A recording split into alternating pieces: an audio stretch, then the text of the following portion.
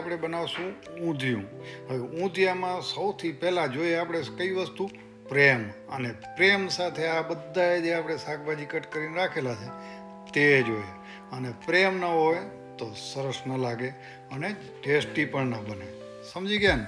તો ચાલો, જો બધી વસ્તુ રેડી છે તો હવે આપણે ચાલુ કરીએ બનાવવાની રીત.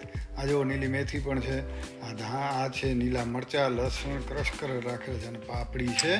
તો આની અંદર આપણે 2 ટેબલ સ્પૂન તેલ લીધું છે. હવે 2 ટેબલ સ્પૂન તેલની અંદર આપણે 2 લાલ મરચાં નાખ્યા છે આખા અને અજમો નાખ્યો છે. હા, અજમા પછી આપણે જે પેસ્ટ બનાવેલી હતી લસણની એ નાખી દીધી છે.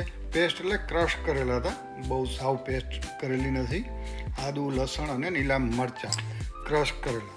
તો એને પણ આપણે પ્રેમ સાથે આમાં ઉમેરી દીધા અને હવે આપણે એને પકાવી લેશું થોડા.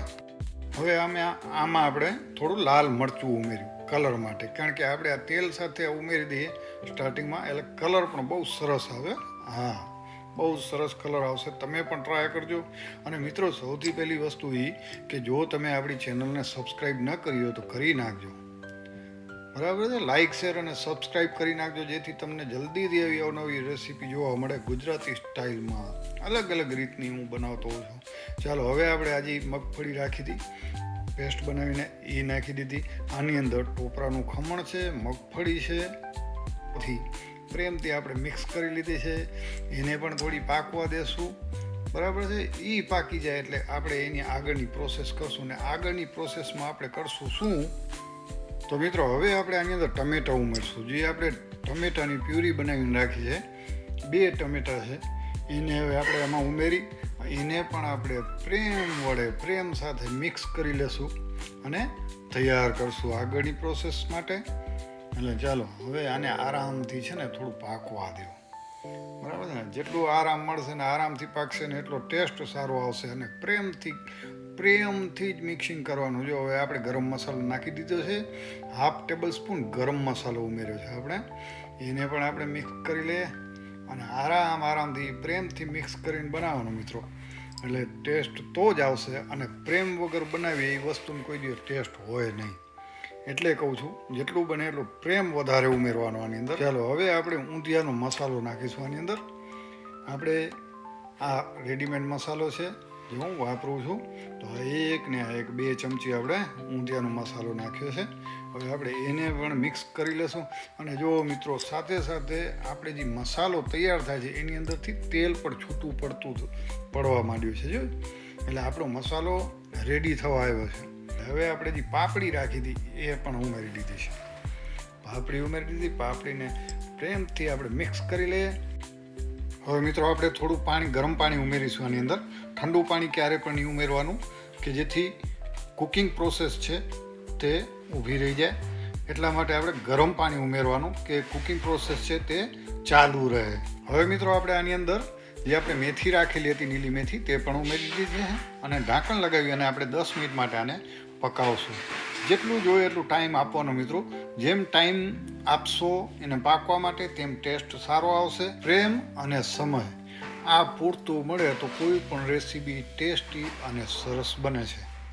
એટલે આ 2 વસ્તુ તો ભૂલવાની નહીં. હવે મિત્રો, આપણે આની અંદર જે આપણે ફ્રાય કરીને રાખેલા છે બટેકા છે, કેલા છે, આ બધું આપણે આમાં ઉમેરી દઈએ. તો જો કેલા છે, સ્વીટ મીઠા બટેકા છે, નોર્મલ બટેકા આપણે જે વાપરતા હોય તે છે. તો ચાલો મિત્રો, હવે આપણે આમાં રીંગણા ઉમેરી દીધા છે. અને રીંગણાની સાથે સાથે આપણે હવે મટર પણ આમાં ઉમેરી દઈશું.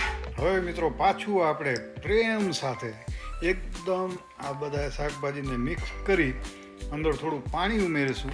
અને પાણી ઉમેરી અને આપણે એને પાછું મિક્સ કરી વ્યવસ્થિત અને પાકવા દેશું. તો જોયું, પાણી આપણે કન્સિસ્ટન્સી જોઈ લેવાની. આપણે કેટલો રસો જોઈએ છે, કઈ પ્રમાણે જોઈએ છે એ પ્રમાણે પાણી નાખવાનું. અને પાણી પણ ગરમ પાણી નાખવાનું મિત્રો, ઠંડુ પાણી નહીં, ગરમ પાણી નાખવાનું, જેથી એની જે કુકિંગ પ્રોસેસ છે તે ઊભી ન રહી જાય.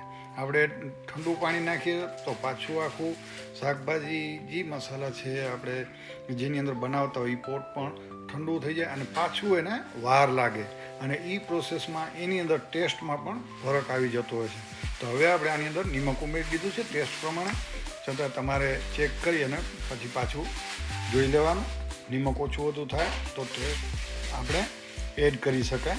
તો ચાલો પાછું આને આપણે મિક્સ કરીએ, બરાબર. મિક્સ કરી અને પછી પાછું પકાવીએ. ચાલો મિત્રો, મિક્સ થઈ ગયું છે. તો હવે આપણે એને ઢાંકણ લગાવી અને 10 મિનિટ માટે પકાવીએ. તો જુઓ મિત્રો, 10 મિનિટ થઈ ગઈ છે અને પાણી પણ ઓછું થઈ ગયું છે. તો હવે આપણે આને મિક્સ કરી અને આપણે હવે ટેસ્ટ પણ કરી લઈશું નિમક કેમ છે.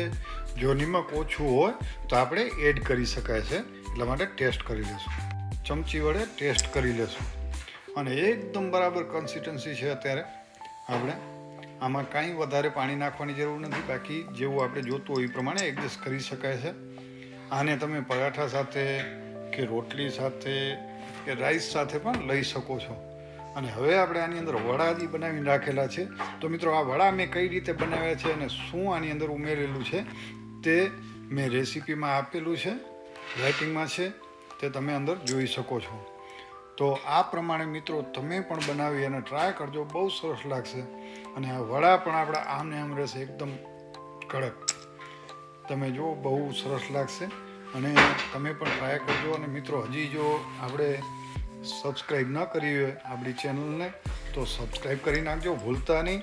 હવે આપણે પાછો વઘાર કરશું મિત્રો બીજી વખતનો. તો આની અંદર 2 ટેબલસ્પૂન આપણે દેશી ઘી નાખેલું છે, 2 લાલ મરચાં, 2 લવિંગ અને તજનો ટુકડો નાની, એની સાથે જીરું ઉમેરી અને આપણે હિંગ ઉમેરી છે. અને હિંગ બાદ આપણે લાલ મરચું નાખ્યું છે, કશ્મીરી લાલ મરચું, જેથી કલર બહુ સરસ આવે છે. તો ચાલો, હવે આપણે રેડી છે આપણું ઊંધિયું. હવે મિત્રો, આપણે આની અંદર ઉમેરીશું કોથમીર.